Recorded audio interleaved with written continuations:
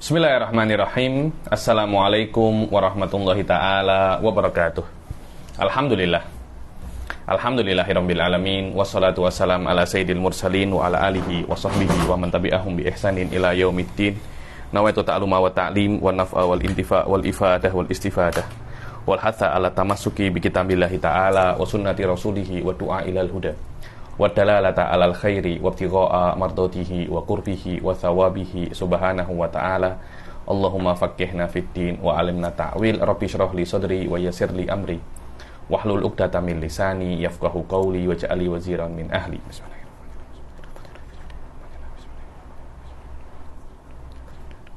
Alhamdulillah, kita jumpa lagi di kelas ke-3 ya daripada kitab Durrul Farid ini. Yang lalu alhamdulillah kita sudah menyelesaikan tentang muqaddimah fi dalam ilmu kalam ala thariqati Syekh Said Foda. Subhanallah, sebelum kita masuk kitab saya kena menjelaskan tentang mabadi asyrah fi ilmu kalam, yakni 10 basic tentang tentang ilmu kalam. Dan mana 10 basic ini mesti diketahui bagi orang yang nak mempelajari satu ilmu yang baru. Karena ini kitab yang karena ini level yang pertama, level yang baru. Jadi mungkin banyak student yang masih banyak student yang masih baru pertama kali bersentuhan dengan ilmu kalam. Dan Rasul sallallahu alaihi wasallam bersabda fi maknahu siru kasairi abafikum. Dibilang kalau kamu itu nak berjalan dengan kelompok, maksudnya berjalan satu kelompok, berjalanlah dengan yang paling lambat daripada kelompok itu. Jangan berjalan dengan yang paling cepat. Nanti yang lambat tak boleh kecap. Jadi memang di dalam grup ada yang pandai, ada yang standard, ada yang ada yang masih awal. Jadi mungkin kena saya jelaskan lagi beberapa basic yang mesti diketahui di dalam ilmu kalam. Di setiap ilmu ada yang namanya mabadi asyrah, basic 10 daripada setiap ilmu. Dan di dalam ilmu kalam pun juga ada. Kalau Anda nak belajar ilmu fikih pun ada mabadi asyrahnya. Dulu itu dikatakan namanya ru'us samaniyah, 8 poin. Saya tak tahu macam mana boleh menjadi 10, berkembang menjadi 10. Ala kullin kita akan ambil yang paling banyak. Yang paling banyak. Kenapa ya? Karena yang di dalam 10 ada 8, belum tentu dia itu 10. Ala kulin. Dan 10 perkara itu dinadhamkan dengan nadham yang masyhur sekali, innal mabadi kulli fannin asyarah al-haddu wal mawdu'u thumma thamarah wa fadluhu wa nisbatun wal wadi' wal ismul istimdadu hukmu syari' masailu wal ba'du bil ba'di iktafa wa man darul jami'a hadza syarafa. Ada 10 perkara. Yang pertama adalah had, definisi. Mawdu' ini adalah pembahasan. Thamarah ini adalah faedahnya. Biasanya dikatakan faedah atau ughoyah. Dan yang paling penting 3 ini. Al-had, mawdu', thamarah. Yang paling penting diantara semua 10 ini adalah 3 ini. Ini dikatakan muqaddimatul ilm. Nanti kalau Anda tengok dalam beberapa kitab ada lagi namanya muqaddimatul kitab. Ada muqaddimatul ilm, ada muqaddimatul kitab. 10 perkara ini dikatakan sebagai muqaddimatul ilm. Muqaddimah untuk ilmu yang nak Anda pelajari. Untuk apa sih muqaddimatul ilm itu? Muqaddimatul ilm itu penting agar Anda itu ketika Anda masuk satu ilmu, Anda itu masuk dalam keadaan ala basirah. Ala basirah maknanya Anda benar-benar mengetahui apa yang Anda kerjakan, apa yang Anda masuk di dalamnya. Kalau Anda mengetahui apa yang Anda masuk di dalamnya, akhirnya Anda itu bersemangat untuk belajar ilmu tersebut. Berbeda kalau Anda belajar sebuah ilmu tapi Anda pun tidak tahu ini ilmu apa sih. Habib Ali ngomong dari awal sampai akhir saya tak tahu dia dia cakap apa. Yakni hal-hal semacam ini akan menjadikan kita itu belajar sebuah ilmu itu ala kasal, wa ala kalal, sudah malas. Nak belajar sudah malas. Kita berusaha pun otak pun tak boleh tak boleh masuk. Berbeza kalau Anda itu belajar sebuah ilmu, kemudian Anda itu suka dengan ilmu itu, Masya Allah. Anda macam nak tengok buku tuh, macam nak tengok chat daripada engkau punya girlfriend, Masya Allah. Semangat sekali buka langsung langsung hafal.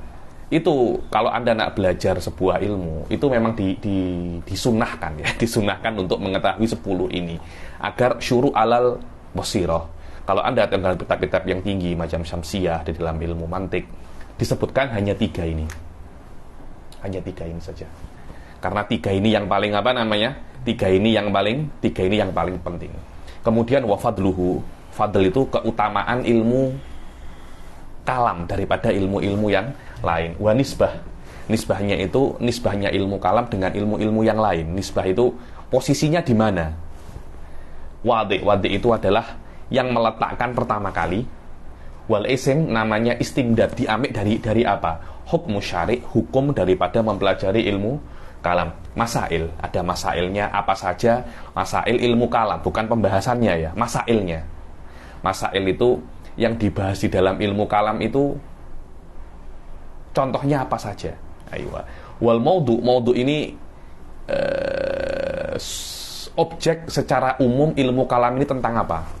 Kemudian wal ba'du bil ba'diktafa, maknanya daripada 10 ini ada sebagian yang kalau Anda tak nak mengetahui 10, Anda boleh mengetahui sebagian daripada 10, yaitu 3 ini.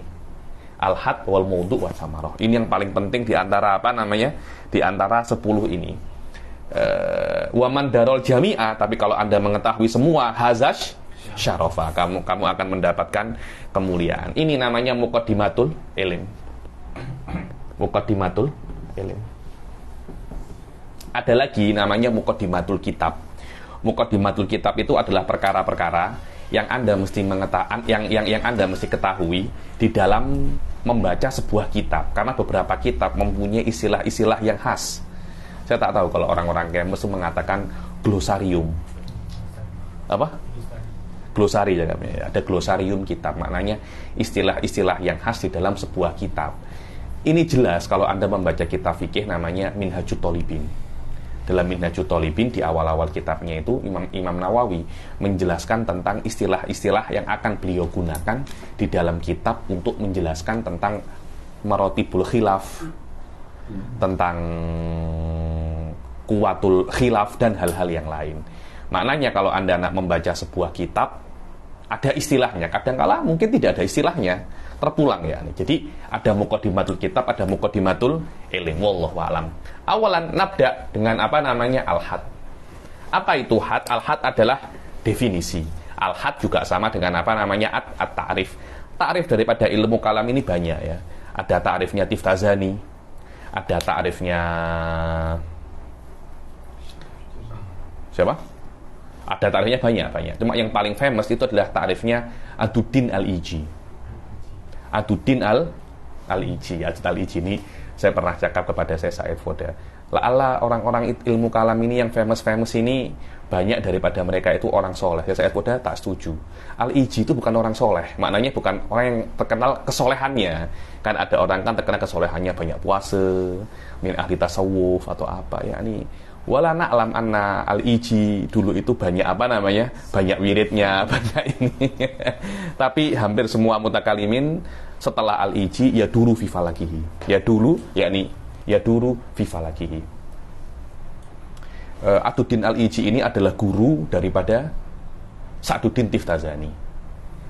Dan Aduddin al-Iji adalah murid daripada Qutbuddin Ar-Razi, pengarang syarah Syamsiyah, yakni Qutbuddin, Aduddin, Sa'duddin. Ini tiga silsilah ini khotir ya, ini dalam silsilah Dzahabiyah ya.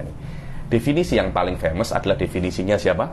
Aduddin al-Iji. Apa itu satu sini? Ilmun yuqtadaru ma'ahu ala isbati al-aqaid ad-diniyah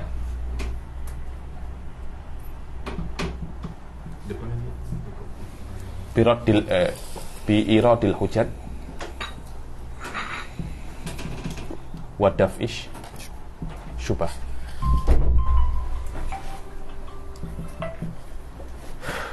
Ilmun yuqtadaru ma'ahu ala isbatil aqaid diniyah bi'iradil hujat wa daf'ish syubah. Ini adalah definisi yang sangat penting sekali. Definisi ini disebutkan oleh Imam Aduddin Al-Iji dalam kitab beliau Al-Mawaqif. Pernah dengar Al-Mawaqif? Al-Mawaqif yang disyarahkan oleh Al-Jurjani di dalam Syarhul Mawaqif.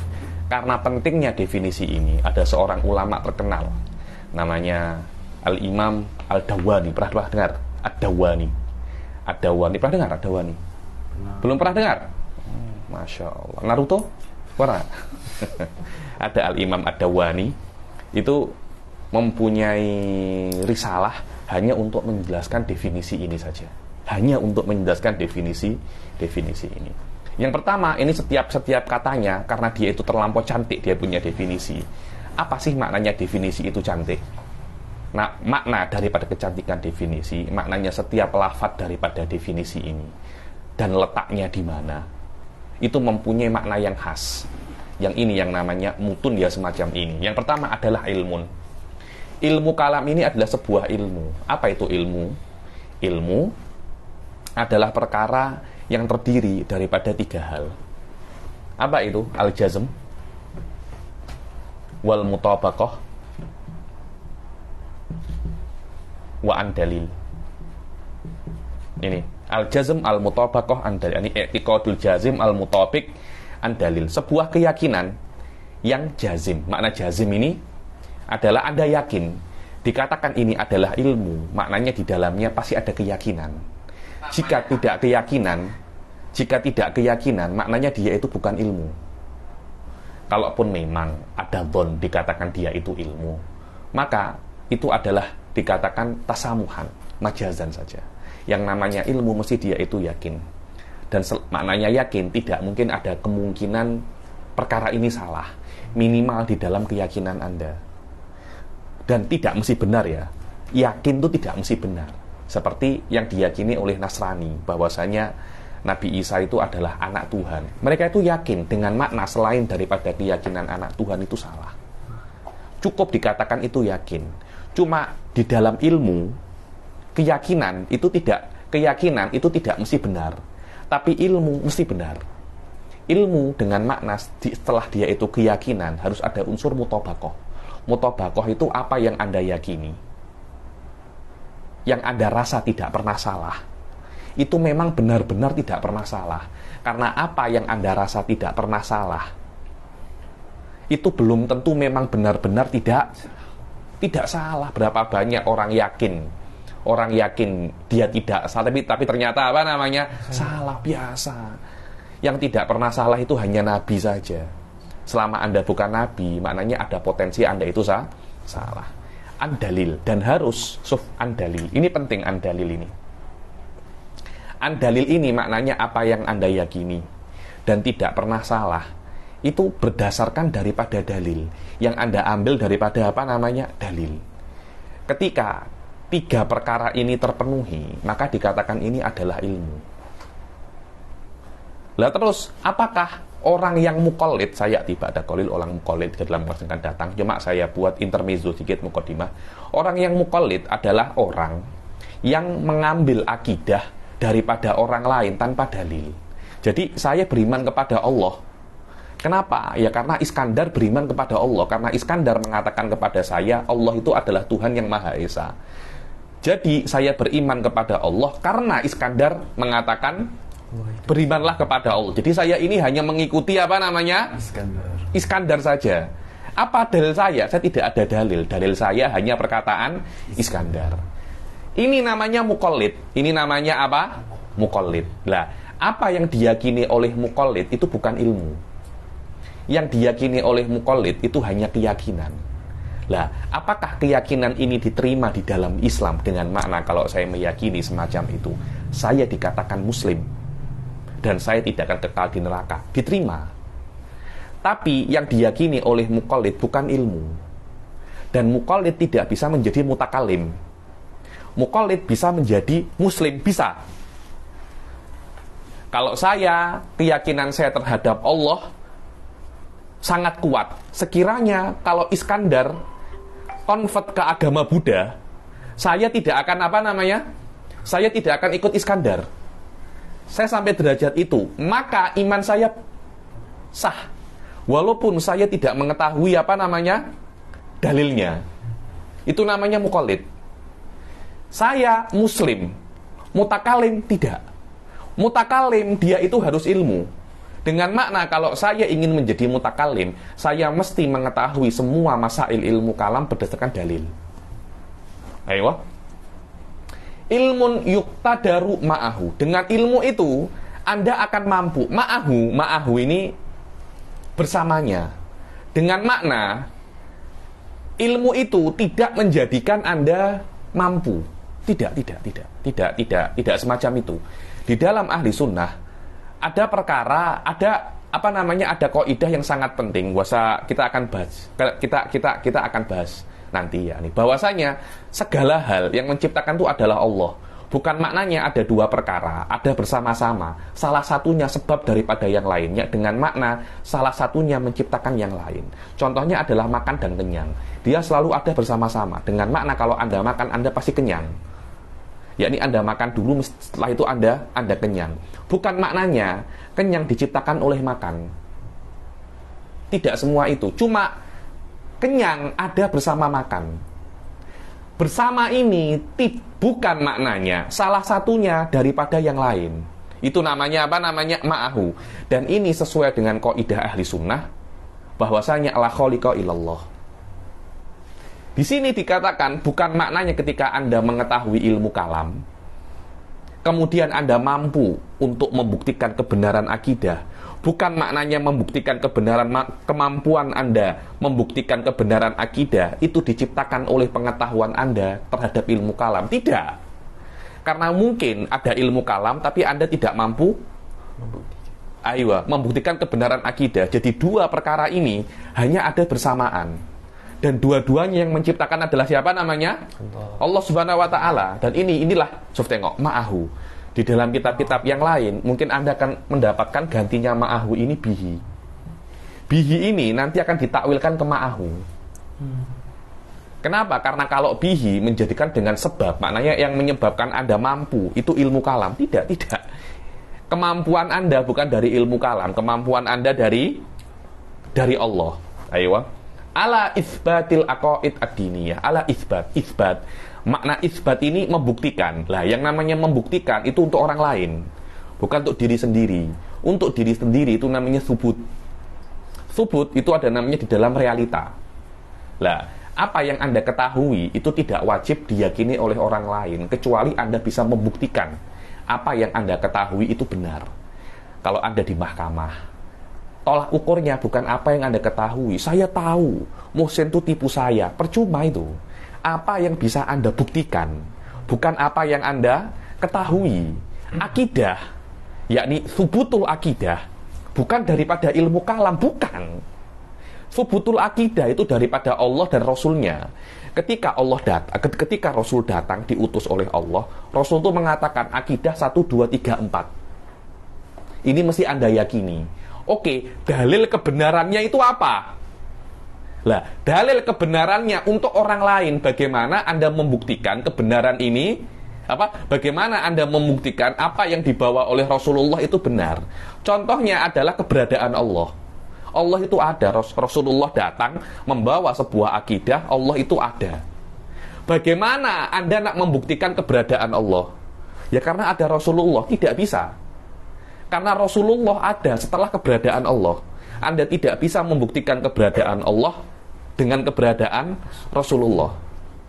Karena itu, keberadaan Allah adalah akidah. Ilmu kalam tidak ada kena-mengena untuk memilih mana akidah, mana bukan. Itu bukan tugasnya ilmu kalam. Itu tugasnya syariat. Tugasnya ilmu kalam adalah apa yang dibawa oleh syariat daripada akidah, dibuktikan kebenarannya. Bagaimana caranya? Ya beda-beda. Setiap masalah mempunyai Setiap masalah mempunyai cara yang khas. Ala isbatil aqaid. Apa itu aqaid? Aqaid itu adalah apa yang Anda yakini. Apa yang Anda yakini. Dan keyakinan itu adanya di dalam di hati. Dari sini para ulama mengatakan bahwasanya akidah itu sesuatu yang Anda yakini, bukan sesuatu yang Anda amalkan. Tengok ya. Akidah sesuatu yang Anda yakini, bukan yang Anda amalkan. Anda tidak akan bisa untuk melakukan akidah. Di antaranya akidah adalah Allah itu Esa. Bagaimana Anda melakukan Allah itu Esa? Tidak bisa. Akidah itu bukan perbuatan. Akidah itu dibilang kaifiyah. Bukan maknanya akidah tidak ada hubungan dengan perbuatan. Tidak. Akan tetapi akidah memang tidak bisa dilakukan. Tapi setiap perbuatan mesti berdasarkan akidah. Hal ini mesti difahami. Jadi salah kalau orang itu mengatakan akidah itu tidak ada hubungan dengan fikih. Oh, salah Anda, salah. Memang akidah itu bukan fikih, tapi fikih terbina atas akidah. Fikih terbina atas akidah. Bahkan beberapa cara istinbat hukum fikih itu berdasarkan qawaid kalamiyah. Bagaimana itu? Ada ya arifuha, yakni arafaha man araf, yang tahu, yang sudah menyelam di dalam ilmu kalam akan paham itu. Alal aqaid ad-diniyah. Diniyah itu maknanya agama. Agama itu adalah apa yang dibawa oleh Rasul Shallallahu Alaihi Wasallam. Segala sesuatu yang dinisbatkan kepada Rasul Shallallahu Alaihi Wasallam. Dengan cara apa? Bi'iradil hujaj. Bi'iradil hujaj, yakni membuktikan kebenaran akidah dengan dua cara. Cara yang pertama adalah Anda mendatangkan hujah-hujah. Hujah ini apa? Hujah ini ada dua. Satunya hujjatun akliyah wa hujjatun nakliyah. Hujjatun akliyah ini adalah dalil, atau hujah itu juga maknanya adalah dalil, sama. Hujah dan dalil itu sama. Dalil itu pasti terdiri daripada dua muqaddimah. Kalau Anda sudah pernah belajar mantik, ada yang namanya muqaddimah sugro dan muqaddimah kubro. Setiap daripada dalil pasti terdiri daripada dua muqaddimah. Nah, dalil akli itu adalah dalil yang muqaddimahnya semua berdasarkan daripada akal. Tidak ada satupun yang berasal dari apa? Tidak ada satu muqaddimah pun yang diambil daripada syariat. Dibilang syariat itu juga sama dengan kata-kata apa? An-naql. An-naql. Dibilang al-akal wan naql. Al-akal wan naql. Kenapa kok di dalam ilmu kalam, di dalam akidah itu kok dalilnya itu selalu dalil itu akli, atau dalil itu nakli tapi yang kuat? Tidak semua dalil nakli itu kuat ya, tapi semua dalil akli biasanya itu kuat, dengan makna 100% dia pasti benar. Dalil akli itu. Dalil nakli itu belum tentu dia itu yakin. Dia boleh dunun, dan majority dalil yang ada di dalam Al-Quran dan Sunnah itu bukan yakin, itu dunun. Itu apa namanya? Itu dunun. Illa beberapa dalil daripada Quran dan Sunnah yang memenuhi syarat. Nanti coba tengok di di beberapa kitab, di Arba'in fi Usuluddin atau di dalam Mahsul lil Imam Razi, disebutkan ada beberapa syarat bagaimana dalil akli itu bisa menjadi qot'i. Ada sekitar hilangnya 10 kemungkinan. Ketika 10 kemungkinan itu hilang, maka dalil nakli itu bisa menjadi apa namanya? Qot'i. Dan yang dipakai di dalam akidah, di dalam membuktikan kebenaran akidah, hanya dalil akli yang semua muqaddimahnya itu diambil daripada akal, dan dalil nakli yang qot'i saja. Tidak ada yang lain. Kenapa? Karena yang namanya akidah itu adalah basic umum yang Anda gunakan untuk membina hidup Anda. Dia bukan hanya sesuatu yang Anda yakini. Tidak. Akidah saya kira lebih sesuatu yang lebih dalam daripada itu. Akan tapi dia itu adalah lifestyle yang Anda gunakan untuk hidup di dunia, untuk menjadikan Anda itu sempurna dunia dan akhirat. Dan tidak mungkin sesuatu yang kuliah ini diambil daripada dalil-dalil yang dhonni, yang mungkin salah, mungkin benar. Kenapa? Karena akidah adalah bagaimana Anda hidup di dunia. Dan orang yang membina hidupnya atas dasar sesuatu yang mungkin salah, mungkin benar, maknanya dia itu abas. Dia berbuat sia-sia. Dia berbuat sesuatu yang sangat risk.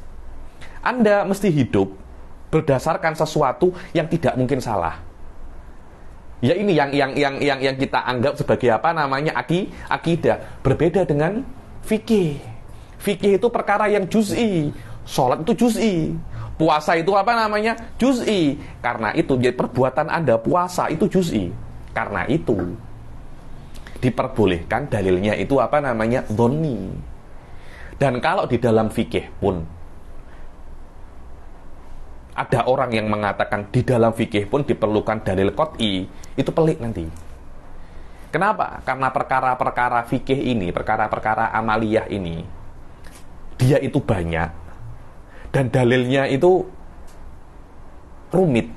Kalau disyaratkan qat'i, nanti banyak hukum-hukum, banyak perkara-perkara tidak ada apa namanya hukumnya. Dan orang yang menjadikan dalil fikih itu qat'i, dia itu bisa masuk ke dalam terorisme. Betul. Kenapa? Karena nanti ada khilaf di dalam fikih, dia akan mengkafirkan. Seperti khilaf di dalam apa namanya akidah. Cuma gara-gara kalau sholat tidak apa itu namanya menggerak-gerakkan jari di ahbas ada itu. Tak ada. Dia menggerak-gerakkan apa namanya jari semacam ini, dikatakan dia itu kafir.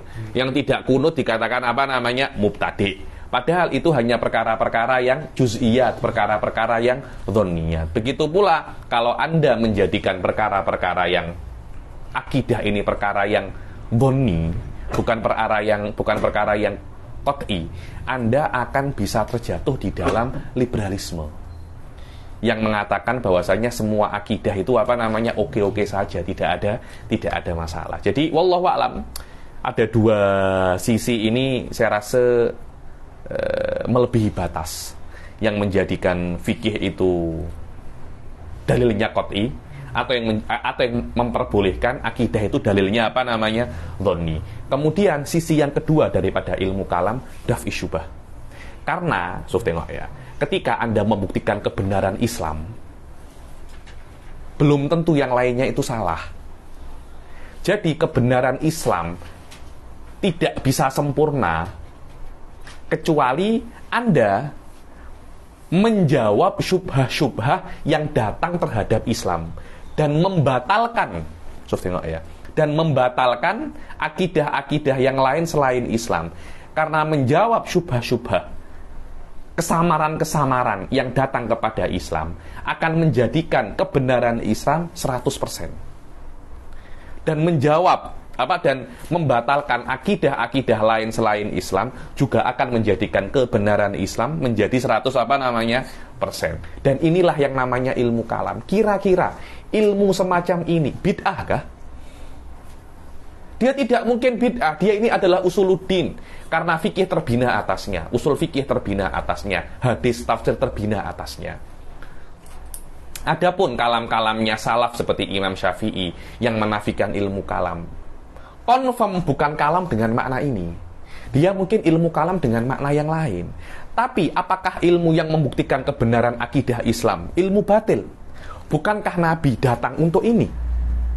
Membuktikan akidah Islam, kebenaran akidah Islam, dan membatalkan akidah selain Islam. Kalau ilmu kalam ini bid'ah, maknanya apa yang dibawa Nabi adalah apa namanya bid'ah semua. Tidak mungkin itu. Ayo bidobat. Inilah poin yang pertama daripada apa? Al-had fi ilmil kalam. Yang kedua adalah maudhu. Maudhu ini adalah pembahasan. Maksudnya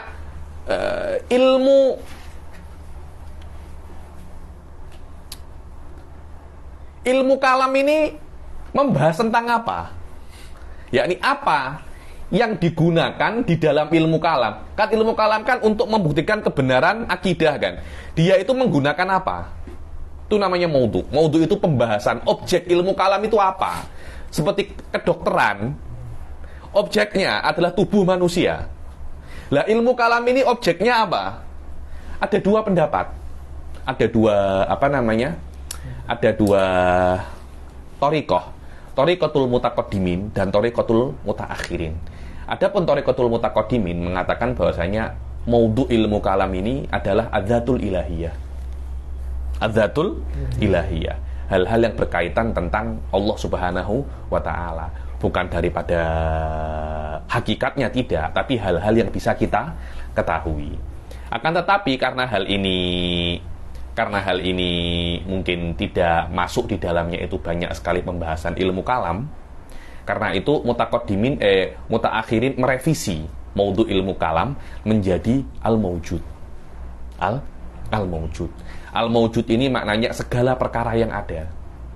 Segala perkara yang ada bisa menjadi pembahasan ilmu kalam. Kenapa? Karena Anda akan membuktikan kebenaran akidah Islam dan menjawab semua syubhah yang datang kepada akidah Islam.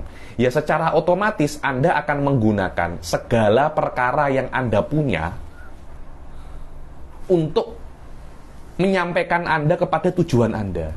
Kalau Anda seorang dokter, Anda akan bisa menggunakan ilmu kedokteran Anda untuk membuktikan akidah Islam. Kalau Anda adalah engineer, Anda bisa untuk membuktikan Anda akan bisa untuk membuktikan akidah Islam dengan kemampuan Anda di dalam engineer. Apapun itu bisa digunakan untuk membuktikan akidah Islam. Karena itu maudhu'nya ilmu kalam adalah al-maujud, daripada aspek perkara yang maujud itu bisa digunakan untuk membuktikan akidah Islamiyah. Karena itu Anda itu kalau melihat mutakalimun itu mempunyai keilmuan cabang keilmuan yang pelik-pelik. Anda jangan bingung, Anda jangan pening. Waduh, kok mutakalimun kok dia itu pengusaha, lu biasa.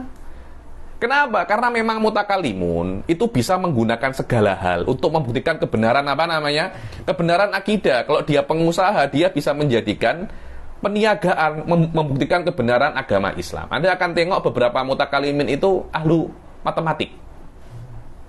Beberapa mutakalimin itu atibak. Beberapa mutakalimin itu kosmologi. Dia mengetahui tentang perbintangan. Guru saya Said Foda itu engineer astagfirullah. Dia handasa itu handasa. Mekmari itu bangunan. Dia pembangun. Itu macam construction, semacam itu. Guru saya lagi Syekh Muhammad Akram Abu Ghush, dia engineer elektrik, kemudian masuk fisik. Ada lagi satu lagi dokter. Hal-hal semacam itu jangan Anda jangan pelik. Bukan maknanya seorang ustadz dia itu tidak boleh mempunyai profesi yang lain. Anda akan tengok Qutbuddin Ar-Razi yang kitab-kitabnya dijadikan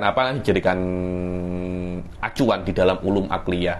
Dulu profesi sebagai dokter. Daripada keluarga dokter, ayahnya dokter, pakciknya dokter, saudaranya dokter, bahkan dia pernah bekerja di Hostana. Hostana itu hospital, tapi ala bahasa bahasa Turki. Bekerja di hospital 40 tahun. Jadi jangan jangan Anda pelik. Anda tahu pengarang Safinatun Najah itu, Syekh Abdullah bin Semir itu dulu penasehat perang orang India sana itu. Terus ada konflik dengan raja India, dia pindah ke Indonesia, ke Jakarta. Dan banyak hal semacam itu tuh banyak. Kalambawi itu apa? Dia penasihat perang, punya punya karangan pasal matematika, punya hal-hal yang berkaitan tentang persenjataan. Saya kira itu yang membuat ulama-ulama itu pendapatnya sampai sekarang masih dianggap realistik. Karena mereka bukan hanya ahli teori saja, tapi mereka terjun di situ. Dokter itu menjadi dokter bukan karena hanya tahu teori dokter, tapi dia juga menjadi practical dokter, semacam itu. Begitu pula para ulama-ulama itu bukan hanya mengetahui teori-teori kalam saja, teori-teori ilmu kalam, mereka benar-benar praktikal di dalam apa yang mereka pandai di dalamnya menggunakan asalib kalamiyah. Dan kalau ada orang itu melarang para mutakalimin untuk mendalami ilmu selain daripada ilmu Islam, saya rasa mereka sudah membatalkan DNA asli daripada ilmu kalam. Karena DNA asli daripada ilmu kalam adalah Anda akan membahas segala sesuatu yang bisa menjadikan Anda mengetahui tentang tentang apa yang bisa menjadikan Anda membuktikan kebenaran akidah. Segala sesuatu kalau Anda batasi maknanya bukan segala sesuatu. Wasamarah.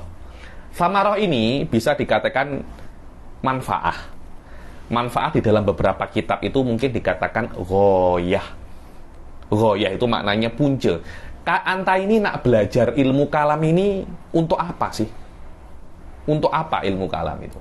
Dibilang samarah ilmu kalam itu menjadikan akidah Anda itu sabitah, kuat, la tuzalziluhu syubahul mubtilin. Sekiranya akidah Anda itu kuat, tidak digoncangkan sedikit pun daripada syubah-syubah yang apa namanya? Syubah-syubah yang ingin membatalkan apa namanya? Agama.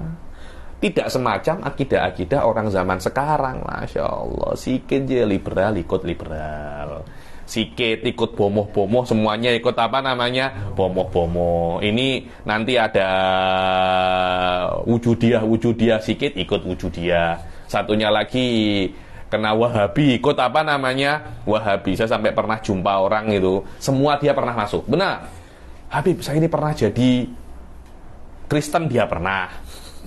Kristen dia pernah, Wahabi dia pernah, liberal dia pernah, ateis dia pernah. Sekarang jadi sufi. Kan jadi apa namanya? Jadi sufi. Itu menunjukkan bahwasanya pada dirinya tidak ada akidah yang apa namanya? Tidak ada akidah yang kuat. Sikit digoncang, benar, jangan-jangan apa namanya? Benar ya ini ya. Itulah faedah daripada ilmu kalam. Sebagian kitab mengatakan faedah daripada ilmu kalam itu ada dua, daripada aspek dunia dan akhirat. Daripada aspek dunia, faedah daripada ilmu kalam itu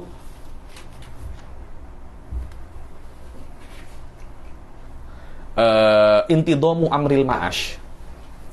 Intidham amril ma'ash itu maknanya perkara duniawi ini akan teratur, tidak kacau, tidak pening. Loh, apa Habib? Apa hubungan antara Anda belajar ilmu kalam dan perkara duniawi ini settle? Loh iya, kalau Anda belajar ilmu kalam sampai pada diri Anda itu ada sebuah kaifiyah, ada semacam keyakinan yang mendalam di dalam akidah Islam, maka Anda akan menjadikan setiap perkara yang Anda lakukan itu berdasarkan syariat Islam. Nah, ketika itu terjadi, maka keadilan itu akan apa namanya? Keadilan akan tersebar. Ketika keadaan tersebar, kehidupan Anda di dunia itu apa namanya? Settle. Dan juga di dalam ukhrawi, faedah ilmu kalam di dalam ukhrawi ini jelas Anda akan keluar daripada khulud finnar. Karena dengan adanya ilmu kalam, insya Allah Anda tidak akan menjadi mubtadi'. Anda tidak akan menjadi apa namanya? Kafir. Loh, maknanya orang-orang Wahabi itu mubtadi'. Loh iya, mubtadi'. Dia akan masuk neraka walaupun tidak apa namanya selamanya, karena selama Anda itu muslim, Anda akan keluar daripada neraka. Wahabi muslim, Wujudi muslim, Syiah muslim, akan tetapi haula mubtadi'ah. Ya tidak mungkin masuk surganya sama-sama dengan ahli sunnah wal jamaah. Lah kalau semacam itu, buat apa kita menjadi ahli sunnah? Jadi aja Wahabi sana. Kan beda kan, maknanya memang ada perbedaan. Wahabi akan masuk neraka dulu karena kebid'ahan mereka. Loh, apa itu namanya? Tapi mereka juga sholat sama, mereka juga sholat. Bahkan mungkin sholatnya lebih khusyuk daripada anta. Sampai hitam-hitam ininya, apa namanya, jidatnya hitam-hitam. Min athari sujud, min athari apa namanya? Min athari sujud daripada baki ya, daripada efek-efek kebanyakan apa namanya sujud, lebih zuhud, lebih takut kepada Allah daripada kalian. Cuma tetap kebid'ahan tidak bisa dihilangkan dengan itu. Walaupun mereka lebih zuhud, walaupun mereka lebih banyak ibadah, tetap mereka mubtadi'ah. Kenapa? Karena urusannya, karena akidah tidak bisa dihilangkan kebatilannya dengan Anda banyak beribadah. Tidak. Itu saya rasa banyak ibadah perkara yang baik. Tapi kalau Anda membenarkan akidah dengan banyak ibadah, Anda salah itu. Anda apa namanya? Anda salah. Dan Anda itu jangan merasa bahwasanya, loh, maknanya agama Islam ini kan agama yang benar. Kenapa kok mesti saya buktikan? Bukankah membuktikan kebenaran Islam ini ada semacam ta'assub dalam diri saya? Karena saya Muslim, karena itu saya membuktikan kebenaran kebenaran Islam dengan dalil akli pula. Loh, beda. Jangan Anda semacam itu. Akan tetapi membuktikan kebenaran Islam itu dikatakan oleh Syekh Said Foda, bal huwa min qabilil ilmil yakini al qat'i. Dibilang Anda akan membuktikan kebenaran Islam dengan akal karena keyakinan Anda bahwasanya apapun apapun yang Anda gunakan untuk membuktikan kebenaran agama Islam pasti kompatibel. Tidak ada yang bertentangan antara agama dan akal. Kenapa? Karena dua-duanya diciptakan oleh Allah. Tidak akan ada pertentangan karena semua sudah disesuaikan oleh Allah bahwasanya agama ini tidak akan mungkin bertentangan dengan akal. Karena itu jangan Anda percaya kalau ada Wahabi itu mengatakan bahwasanya Anda pilih mana? Pilih Quran dan Sunnah atau akal? Saya tidak mengambil akidah saya daripada akal. Saya mengambil daripada kitab dan sunnah. Kata-kata ini terjadi, bisa dipahami jika memang antara Al-Quran dan sunnah itu antara akal dan nakal ada pertentangan. Kalau Anda daripada awal mengatakan seperti ahli sunnah bahwasanya akal dan nakal dan dengan syariat tidak ada pertentangan, maka tidak ada makna Anda pilih mana. Karena Anda pilih mana kalau Anda hanya bisa ambil salah satu. Kalau Anda bisa ambil dua-duanya, kenapa Anda pilih Kenapa Anda pilih salah satu? Nanti biasanya kalau Anda itu sudah menikah, itu biasanya istri itu Anda pilih mana? Orang tuaku atau orang tuamu atau aku? Semacam itu. Itu kata-kata yang biasa terjadi semacam itu. Suami jangan terbawa loh. Karena orang tua dan istri bukan sesuatu yang mesti diambil salah satu. Bisa Anda ambil dua-duanya. Dulu ada orang itu datang ke rumah saya.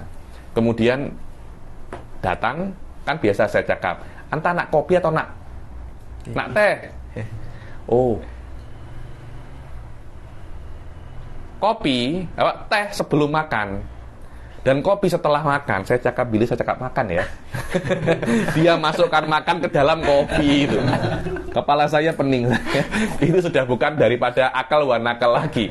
Anta memasukkan sesuatu yang tidak ada kena-mengena dengan ovo saya. dengan ovo saya.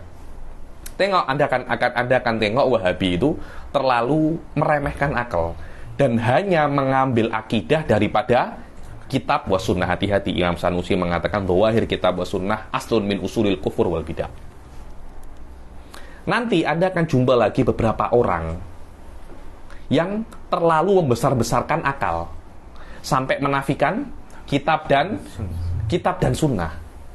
Ini pun juga bidah. Biasanya hal semacam ini dipelopori oleh Mu'tazilah. Dan yang tertipu biasanya orang-orang awam. Orang-orang awam masih kalau Wahabi mengatakan, Anta percaya mana? Akal atau kitab wa sunnah? Ya jelas orang-orang awam, ya kita ambil daripada kitab wa sunnah. Akhirnya sudah mulai didoktrin setahun 2 tahun dan menjadi satu daripada mereka. Sekarang ada lagi yang baru lagi. Anta nak ambil akidah daripada akal anta apa daripada kasyaf? Nah, daripada kasyaf. Apa makna kasyaf? Aku langsung daripada Allah tuh. Nah, engkau daripada kitab wa sunnah kan? Engkau ambil akal, belajar daripada kitab wa sunnah. Aku langsung daripada Allah. Mana yang lebih afdol? Ambil daripada Allah atau ambil dari kitab wa sunnah? Ya jelas orang-orang awam akan cakap ambil langsung daripada Allah. Masalahnya, apakah memang benar dia ambil daripada Allah? Apakah memang benar semacam itu? Dan Anda akan banyak, ini katanya Syekh Fulan, ini katanya Wali Fulan, kan semacam itu kan. Nanti itu ada muqaddimah yang makhfiyah, bahwasanya Syekh Fulan, Wali Fulan itu ambil langsung daripada Allah. Karena itu tidak mungkin salah. Mutakalimin hal ini, wallah, kalau Anda nak jadi mutakalim ya. Kalau tak nak jadi tidak ada masalah ya, nih hanya belajar ilmu-ilmu dengan level 1-2 tidak ada masalah. Tapi kalau Anda nak jadi mutakalim untuk long term, Anda mesti buang hal-hal semacam ini. Mulai sekarang berusaha. Amin. Hah? Amin. Berusaha, bukan amin. Berusaha. Anda mesti berusaha. Sedikit demi sedikit Anda membuang ketakutan terkena bala. Kalau tidak menuruti kata-kata Syekh Fulan. Hal ini Anda mesti buang. Kalau nak jadi mutakalim ya. Dan ini fi ghayati su'ubah. Karena saya rasa sudah mengakar di mengakar di hati beberapa para penuntut ilmu. Oh, kalau Habib Fulan cakap pasti benar, dan kalau saya tidak menurutinya, saya bisa dapat bala. Kalau Syekh Fulan pun juga sama. Hal-hal semacam itu la yalzam. Habib Fulan, Syekh Fulan, Tuk Guru Fulan pasti benar, hada la yalzam. Anda harus berani mengungkapkan pendapat Anda. Walaupun mungkin Anda yang salah, tidak ada masalah. Karena Anda merasa Anda benar dengan dalil, tapi ternyata salah, itu tidak berdosa. Selama Anda mempunyai dalil yang kuat ya. Dan untuk menjadi level semacam ini, saya tahu sangat tidak mudah. Yahtaju ila Yahtaju ila durbah. Anda kena berlatih. Bila-bila Anda pening, tak boleh tak boleh tidur. Benar dah, saya dah kurang ajar ini. Saya dah kurang ajar. Benar apa tah ini? Tak kurang ajar. Anda tengok bagaimana Imam Asy'ari dengan guru dan ayah tirinya Abu Ali Al-Jubai berdebat dengan dia. Biasa aja semacam itu. Selama Anda mempunyai dalil, tidak dikatakan itu kurang ajar. Tidak dikatakan itu su'ul adab. Tidak dikatakan itu adalah berkhianat. Berkhianat adalah ketika Anda mengetahui guru Anda salah. Anda tetap mengikutinya dan Anda mengatakan tak apa, engkau benar. Itu namanya berkhianat. Itu namanya berkhianat. Yakni saya paham ilmu kalam ini bukan ilmu yang mudah. Karena itu saya level 1, level 2, level 3 lah. Oke lah, saya boleh ajar secara umum. Ketika level 4, ini sedikit khotir saya bilang. Sedikit khotir, karena ketika belajar ilmu kalam sudah sampai level 4, Anda akan menjadi seseorang yang berbeza daripada orang pada umumnya. Anda akan mempunyai sebuah pemikiran yang independen. Anda akan seperti benar-benar filosof ya, sebagai mutakalim yang hakiki. Ketika ada orang cakap, benarkah semacam itu? Dia tak kisah siapa itu. Dan ini di urufnya orang Malaysia dan Indonesia bisa dikatakan kurang ajar. Bisa dikatakan kurang ajar. Dan banyak orang-orang itu saya rasa hatinya terlampau baik. Ada beberapa orang itu datang ke saya, Habib saya nak belajar Syarhun Nasafiyah, Habib saya nak belajar Arba'in fi Usuluddin, Habib saya nak belajar Tawalik. Saya tengok budak ini terlampau baik. terlampau baik. Memang ilmu kalam mempunyai jiwa-jiwa yang khas. Jiwa-jiwa yang dia itu kuat untuk memahami memahami ilmu kalam dan bisa untuk praktikal ilmu kalam di dalam dunia nyata. Anda kalau tengok dalam kitab-kitab yang tinggi, itu Anda akan tengok biasa makian Jurjani kepada Tiftazani itu biasa. Saya kemarin tuh tengok makiannya Jurjani di dalam Hasyiah Syamsiyah ala Tiftazani.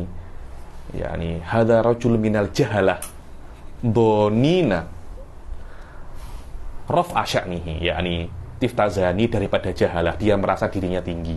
Loh, hal-hal semacam itu dibilang Tiftazani mengekor falasifah, menjilati fadolatil falasifah, yakni kotorannya falasifah, semacam itu. Yakni ilmu-ilmu yang lain, hal-hal semacam ini kau tak akan dapat. Ilmu kalam kau akan dapat semacam ini.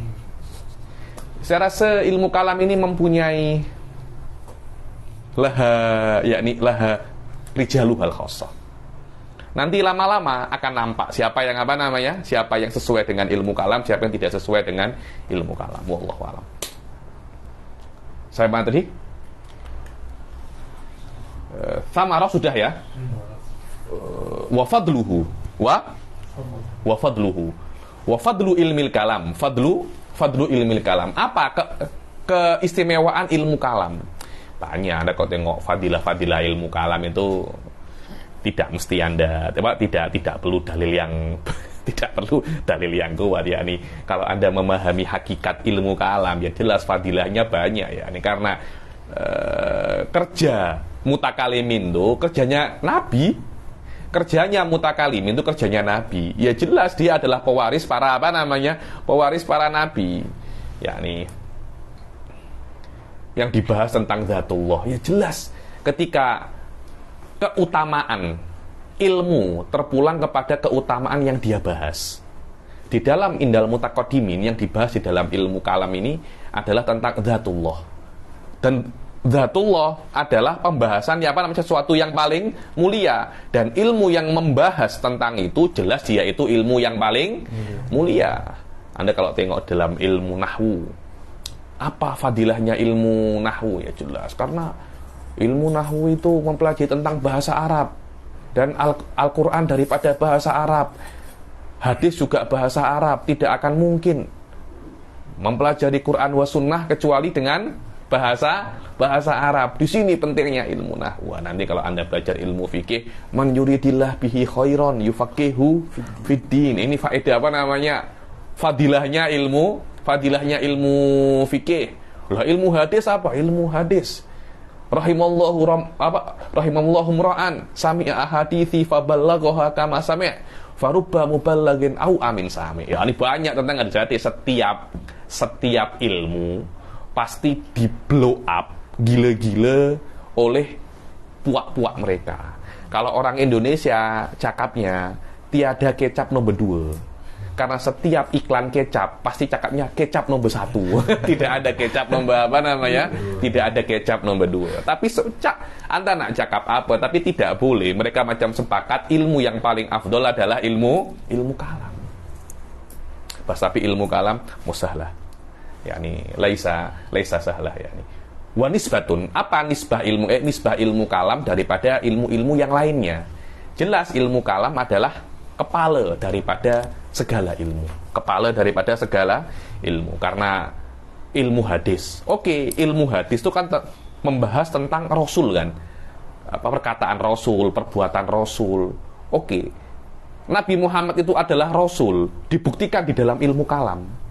Maknanya Nabi Muhammad dibuktikan bahwasanya beliau itu adalah Rasul dulu, baru perkataannya itu hadis. Dan pembuktian Nabi Muhammad itu Rasul dibahas melalui ilmu kalam tentang dalalatul mu'jizah. Oh, tafsir tentang kalamullah. Loh iya, kalamullah itu adalah sifatnya Allah. Sifat adalah far'udzat. Anda membahas zatnya dulu, baru membahas sifat. Dan membuktikan kewujudan Allah, pembahasannya di dalam ilmu kalam. Karena itu kalau tidak ada ilmu kalam, ilmu-ilmu yang lainnya itu tak ada gunanya semua. Laki matalahu, betul, laki matalahu. Wadi itu siapa? Yang pertama kali membuat ilmu kalam ini siapa? Banyak ulama itu mengatakan yang membuat ilmu kalam ini adalah Al-Imam Abul Hasan Ali bin Ismail Al-Asy'ari. Ada yang mengatakan semacam itu. Akan tetapi alal mu'tamad, ilmu kalam itu yang pertama kali membuat ilmu kalam itu adalah Allah sendiri di dalam Al-Quran. Karena kalau Anda melihat di dalam Al-Quran itu banyak sekali dalil-dalil membuktikan kebenaran Islam. Jadi ilmu kalam itu ilmun ilahi, bukan ilmun bukan ilmu manusia, tidak, ilmun ilahi. Adapun Imam Asy'ari itu hanya orang yang mempunyai saham, mempunyai share, mempunyai jasa, betul, mempunyai jasa yang sangat besar di dalam ilmu kalam. Karena itu, karena jasanya yang sangat besar di dalam ilmu kalam, Imam Asy'ari ini mazhab ahli sunnah itu dikatakan mazhabul Asy'ari. Dan jika dikatakan mazhabul Asy'ari, maknanya Maturidiyah pun juga sama. Cuma orang-orang zaman sekarang dah nak melafatkan Maturidiyah pun sudah susah. Kenapa? Karena ilmu-ilmu ini sudah sudah jarang orang tahu. Jadi sudah bisa mengatakan Asy'ari pun sudah alhamdulillah. Maturidiyah itu apa? Wallahu a'lam. Sudah Asy'ari sama dengan apa namanya Maturidi. Bahkan sekarang ini kalau Anda tengok kata-kata Asy'ari ini menjadi kata-kata ejekan. Orang ini baik, pas dia itu Asy'ari. Macam itu. Di Jordan itu beberapa tempat semacam itu. Bete dulu ada satu orang nak pindah syukoh saya. Bete engkau pindah syukohnya fulan. Saya rasa mereka ini orang-orang baik. Bas mereka aibnya mereka satu, annahum asy'ariyun, yakni annahum asy'ariyun, la haula wala quwwata illa billah. Yani kata-kata Asy'ari ini sudah menjadi kata-kata apa namanya dzam. Kata-kata dzam di banyak tempat. Padahal pada zaman dahulu ketika Anda nak mengungkapkan kepandaian, nak mengungkapkan kebaikan, nak mengungkapkan genius, itu apa namanya tentang madzhabul Asy'ari. Dan Imam Asy'ari ini lahir tahun 260, meninggal 324. Beliau masa mudanya menjadi Mu'tazilah, menjadi apa namanya? Mu'tazilah, dan belajar mazhab I'tizal kepada ayah tirinya Abu Ali Al-Jubai, karena Abu Ali Al-Jubai menikah dengan maknya Imam Asy'ari, dan pada saat itu Imam Asy'ari itu di Mu'tazilah sampai menjadi seorang ulama Mu'tazilah, menjadi kiainya Mu'tazilah, menjadi tuk gurunya apa namanya Mu'tazilah. Kemudian sampai Imam Asy'ari ini kan orang yang sodik, yang benar-benar nak tahu mana yang benar dan mana yang salah. Dan ada beberapa masail daripada Mu'tazilah itu Imam Asy'ari tak boleh untuk faham. Yang namanya sesuatu tak boleh faham, akan terus apa namanya? Terus melekat di otaknya.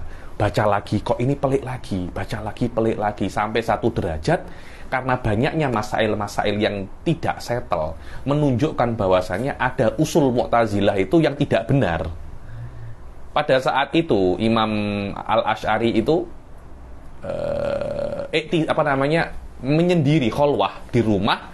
Ada yang mengatakan itu 12 hari, ada yang mengatakan 15 hari, tapi ala kulin waktu yang dirasa oleh Imam Asy'ari ini cukup untuk sampai kepada apa yang dia inginkan. Pada saat itu setelah kholwah 15 hari di rumah itu, Imam Asy'ari itu khutbah di masjid, kemudian mengatakan bahwasanya ayuhan nas, yang sudah tahu aku, maka tidak perlu aku perkenalkan diriku. Yang belum tahu aku ini Abul Hasan Al-Asy'ari. Dulu aku cakap dengan mazhab Mu'tazilah kada wa kada, dan aku sadar sekarang ternyata apa yang aku yakin itu semuanya salah, dan mulai sekarang aku lepas diri daripada apa yang aku yakini. Seperti aku melepas jubah, macam jubah yang biasa saya pakai itu, dia lepas dan dia buang. Di sini adalah bagaimana Imam Asy'ari itu announcement bahwasanya beliau itu sudah keluar daripada mazhab Mu'tazilah, dan kira-kira umurnya beliau pada saat itu 40 tahun. Ada yang mengatakan Imam Asy'ari di mazhab Mu'tazilah selama 40 tahun, tapi itu tidak dakik, tidak kuat. Yang kuat Imam Asy'ari sampai umur 40 tahun lah. Sampai umur 40 tahun itu bukan maknanya beliau ini 40 tahun di dalam mazhab Mu'tazilah, karena beliau mulai awal-awal abad keempat Hijriah itu sudah mulai membela ahli sunnah wal jamaah. Sejak saat itu beliau itu mengarang kitab, kemudian banyak munadhoroh, dan kitab-kitab beliau itu dibaca oleh ulama-ulama pada zamannya, dan mereka suka dengan kitabnya Imam Asy'ari karena merepresentasikan apa yang diyakini secara benar oleh jumhur ulama pada saat itu. Dan Imam Asy'ari bukan orang yang pertama membela mazhab ahli sunnah. Dan nama ahli sunnah itu bukan nama yang ada sejak zaman dahulu, tidak. Nama ahli sunnah wallahu a'lam itu diambil daripada hadis yang salasun sataftariqu ummati ala thalatha wa sab'ina firqatan ma alaihi sunnah wal jamaah, ma alaihi ana wa ashabi, ma alaihi sunnah wal jamaah. Jadi Ahli Sunnah wal Jamaah itu adalah nama yang datang akhir. Sebelum ada Imam Asy'ari, nama mereka itu bukan Ahli Sunnah, tapi nama mereka itu Musabbitah. Musabbitah. Kenapa dikatakan Musabbitah? Karena mereka mengisbatkan apa yang dinafikan oleh Mu'tazilah. Ketika Mu'tazilah menafikan sifat, Ahli Sunnah mengisbatkan sifat. Karena itu mereka dikatakan apa namanya Musabbitah. Dan orang-orang yang membela atau dikatakan madhab Musabbitah pada zaman dahulu sebelum Imam Asy'ari itu banyak. Di antaranya adalah Harits al-Muhasibi, Abdullah ibn Kullab, Al-Qalanisi. Semua itu adalah nama-nama yang bersinar membela ahli sunnah sebelum apa namanya? Sebelum Imam Asy'ari. Tapi jasa mereka tidak sekuat jasanya Imam Asy'ari, karena Imam Asy'ari mengarang kitab, berdebat, membina student, yang mana perjuangannya tidak selesai setelah Imam Asy'ari mati. Tapi kitabnya tetap apa namanya? Kitabnya tetap ada, dipelajari, dan banyak student-student yang belajar dengan thariqahnya Imam Asy'ari. Mereka lah yang meneruskan apa namanya perjuangan Imam Asy'ari. Dan di akhir-akhir, jadi Imam Asy'ari mempunyai dua marhalah. Marhalah ketika beliau itu Mu'tazilah, dan marhalah ketika beliau itu apa namanya? Ahli Sunnah wal Jamaah. Sebagian orang mengatakan Imam Asy'ari mempunyai marhalah yang ketiga. Namanya adalah marhalah kembali kepada salaf. Kembali kepada apa namanya? Salaf. Dan ini adalah fitnah. Dan ini adalah fitnah apa namanya? Yang didengungkan oleh Wahabi. Karena fitnah ini dulu itu kemungkinan Imam Asy'ari rujuk daripada madzhabus salaf, kata-kata ini itu datang di zamannya Ibn Taimiyah. Jadi antara Ibn Taimiyah dan Imam Asy'ari itu ada sekitar 400 tahun. Itu tidak, dalam masa-masa itu tidak ada apa namanya? Tidak ada perkataan Imam Asy'ari itu, tidak ada yang mengatakan Imam Asy'ari itu pernah rujuk daripada madhab ahli sunnah wal jamaah kepada madhabut tajsim. Yang membuat gosip itu, isu itu, gosip, isu, hoax, diviralkan oleh apa namanya Ibnu Taimiyah. Kenapa? Ya karena ada agenda untuk promote madhabut apa namanya tajsim. Dan memang Imam Asy'ari ada mengarang kitab namanya Kitab Al-Ibanah fi Ushulid Diyanah. Yang mana Kitabul Ibanah itu di akhir-akhir hayatnya Imam Asy'ari itu berjumpa dengan kaum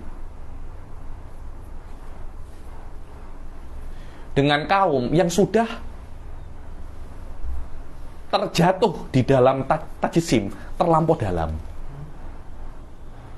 Kenapa semacam itu? Karena mereka terlampau ta'assub dengan mazhabnya Imam Ahmad bin Hambal. Dan bagaimana siksaan Mu'tazilah kepada Imam Ahmad bin Hambal. Dan Mu'tazilah terkenal menggunakan akal. Jadi mereka dengan akal itu agak-agak apa namanya? Agak-agak sensitif, agak-agak alergik. Agak ada fobia dengan akal. Karena terkenalnya Mu'tazilah dengan akal, dan bagaimana siksaan Mu'tazilah kepada apa namanya? Imam Ahmad bin Hambal. Akan tetapi hal itu menjauhkan mereka daripada Mu'tazilah, akan tetapi malah menjatuhkan mereka ke dalam apa namanya? Tajsim. Ketika Imam Asy'ari itu melihat permasalahan ini, melihat kaum-kaum ini yang sudah terlampau masuk ke dalam Mujassimah, dia merasa ini tidak bisa langsung disembuhkan, kena diterapi sikit demi sikit. Akhirnya beliau mengarang apa namanya? Al-Ibanah fi Ushulid Diyanah. Setelah beliau bertemu salah satu muhaddits, salah satu hafidz, yang mana hafidz ini terkenal daripada ru'asa tajsim pada saat itu. Kejap, namanya itu As-Saji.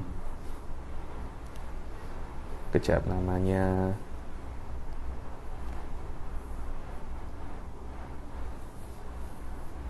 hadza huwa Wa huwal Hafidz Zakaria As-Saji, yang meninggal tahun 308. Imam Asy'ari 324, ini meninggal 308, yakni Imam Asy'ari 307.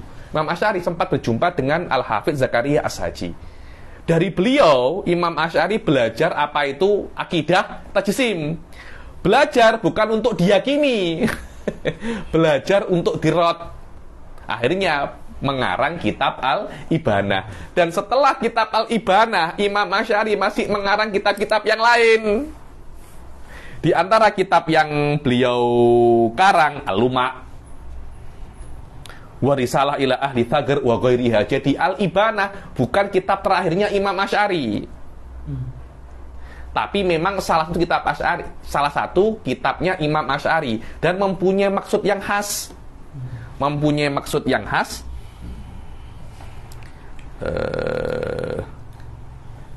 Untuk menterapi orang-orang yang sudah sudah terlampau masuk ke dalam akidah tajsim. Sampai dikatakan Imam Al-Kautsari mengatakan bahwasanya Imam Asy'ari hawala bihadzal kitab an yatadarraja bil mujassimati min ahdhanit tajsim liyarfa'uhum ila a'tabit tanzih. Dibilang dengan kitab ini Imam Asy'ari itu berusaha untuk an yatadarraj, step by step, untuk mengangkat Mu'tazilah daripada jurang, daripada ahdon ini loh, apa?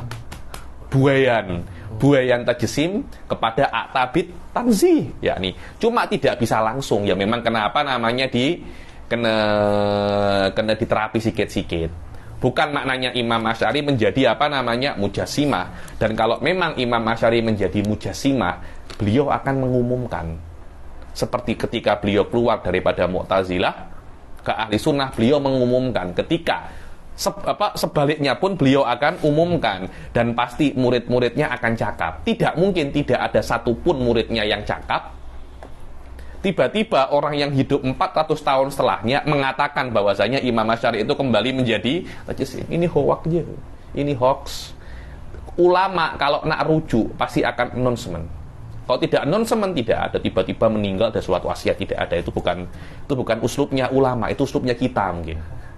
Ulama-ulama tidak uslubnya semacam itu. Wallahu a'lam. Inilah sedikit tentang Imam Asy'ari. Kalau Anda nak tengok lebih dalam tentang Imam Asy'ari, saya rekomen untuk baca kitabnya Ibn Asakir tuh, Tabyinu Kadzibil Muftari.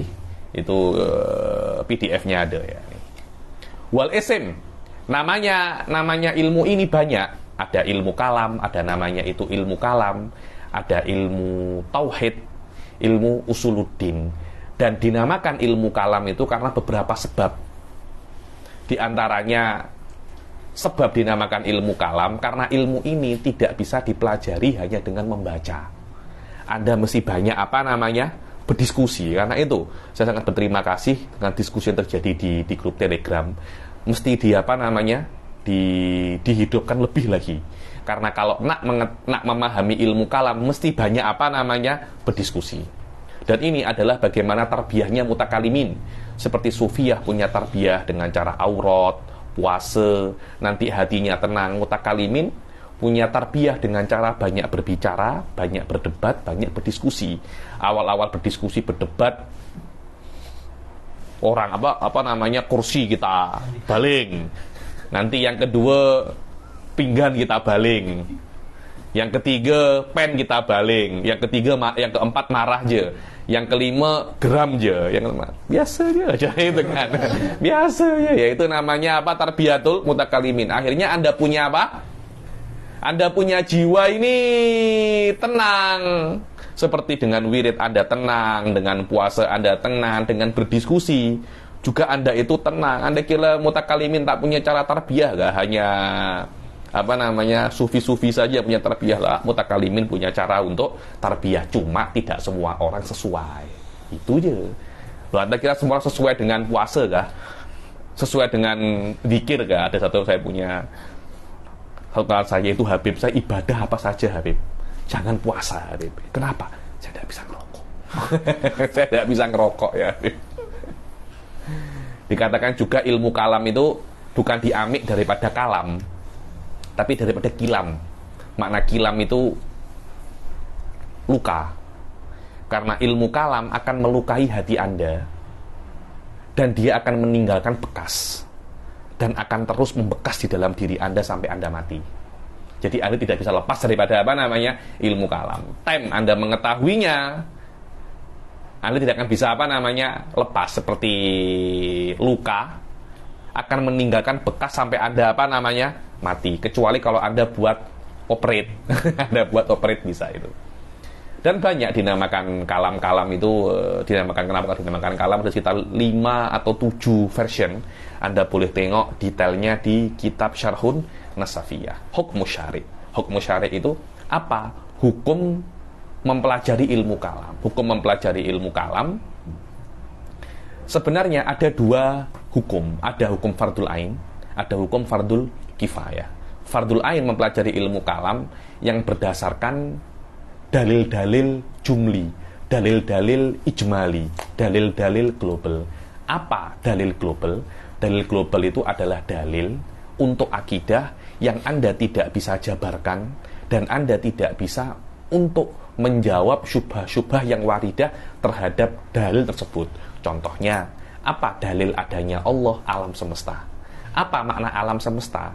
Lah, kalau Anda belajar ilmu kalam dengan level tinggi, kata-kata al-alam huwa dalilu wujudillah, kata-kata itu bisa dijelaskan dengan level yang berbeda-beda. Di dalam Arba'in fi Usuluddin, masalah itu saja ada sekitar 40-50 halaman yang kita kenal dengan nama dalilul hudus. Ada namanya dalilul imkan, dengan semua penjabarannya, dengan semua dalilnya, dengan semua versinya. Itu tidak wajib Anda ketahui.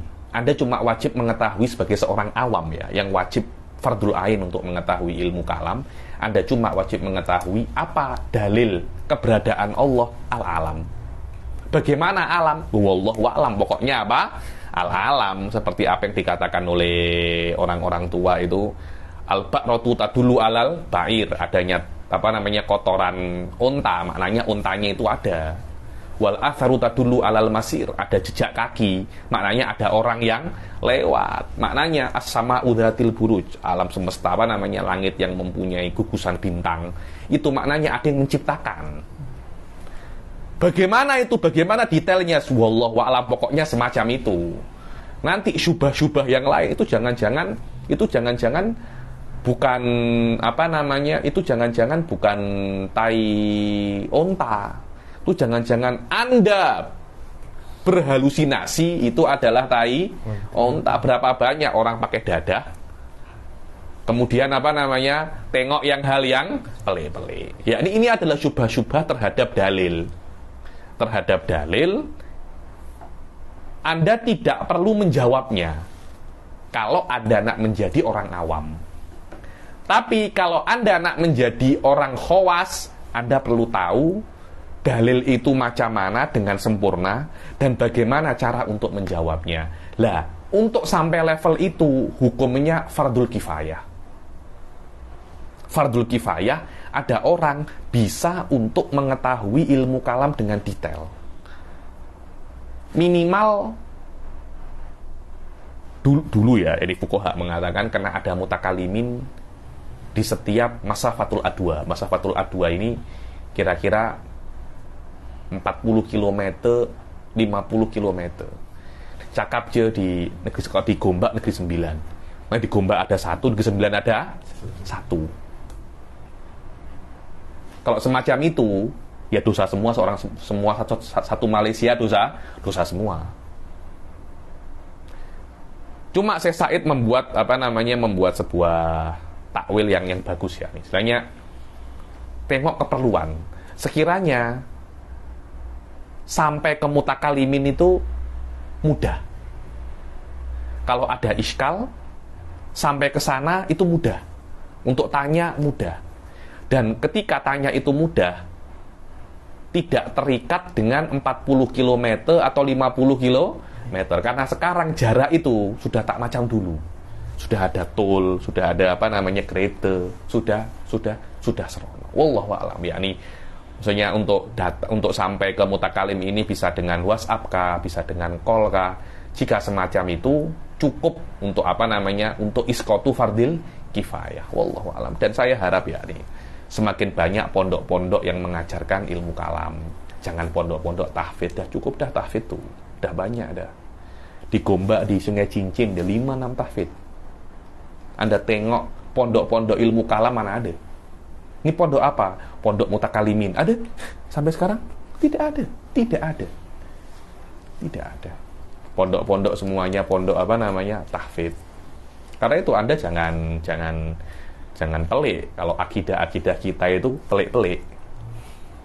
Anda jangan bingung, biasa saja. Yang memang tidak ada pondok-pondok mengajarkan ilmu kalam, tidak ada. Anda jangan pelik kalau ada hafidz akidahnya wujudi, akidahnya tajasim, biasa saja. Ada namanya Hafidz Zakaria As-Saji ini. Sudah hafidz Quran, hafidz hadis pula itu. Akidahnya bukan akidah bukan akidah ahli sunnah. Biasa saja, jangan membenarkan akidah itu bukan dengan pondok tahfidz, bukan. Saya rasa salah kalau kan tahfidz itu penting. Siapa yang cakap tidak penting? Siapa? Tidak ada. Penting, cuma dia bukan cara untuk membenarkan akidah. Biasa itu. Jadi hukum syari' imadiyah itu fardul ain untuk orang awam dengan dalil jumli atau dalil tafsili, fardul kifayah untuk untuk orang khawas. Masail ini, masail ilmu kalam adalah qadaya an-nadhariyah al-aqaidiyah. Qadiyah, perkara-perkara yang nadori. Nadori itu yang Anda ketahui dengan cara berpikir. Maknanya pembahasan ilmu kalam, masail-masail di ilmu kalam itu tidak ada yang badihi. Perkara yang badihi tidak menjadi pembahasan ilmu kalam. Karena perkara yang badihi adalah perkara yang Anda ketahui tanpa berpikir. Itu adalah dalil. Nadori adalah perkara yang Anda ketahui dengan berpikir. Dan dalil untuk mengetahui qadaya nadoriyah adalah perkara yang badihi. Cuma masalahnya pada zaman ini banyak perkara-perkara yang badihi menjadi nadori. Bahkan beberapa perkara yang badihi menjadi mungkar. Ketika terjadi semacam itu, maka seyogyanya seorang ustadz memperlakukan masail-masail badihi di zaman lampau dan tidak badihi di zaman ini, diperlakukan masail badihi semacam itu menjadi masail yang nadoriyah. Karena tolak ukur nadori dan badihi itu pada zaman sekarang itu adalah apakah orang-orang itu mengetahuinya atau tidak. Karena jelas ya nih, pengetahuan kita tentang agama itu jauh dengan pengetahuan orang-orang masa lalu. Karena itu beberapa makluminadin bidarurah di zaman lalu, mungkin di sini bukan makluminadin bidarurah, dan saya harap ada beberapa ulama tempatan itu buat survei apa saja makluminadin bidarurah di Malaysia, apa yang tidak makluminadin bidarurah di Malaysia. Karena ini efeknya banyak. Karena ingkar makluminadin bidarurah itu bisa menyebabkan apakah? Kafir. Masailun wal ba'du bil ba'dik tafayani. Tidak perlu mengetahui semuanya. Anda cukup mengetahui sebagian saja, yaitu al-haddu wal maudu'u thumma as-samarah. Akan tetapi yang mengetahui semuanya akan mendapatkan syarafah. Hazas syarafah.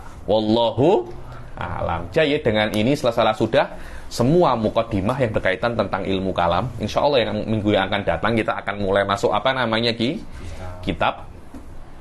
Jayid, saya pun dah penat. Natawaqaf ila hadzal qadar. Taufiq wal hidayah wa ridha wal inayah.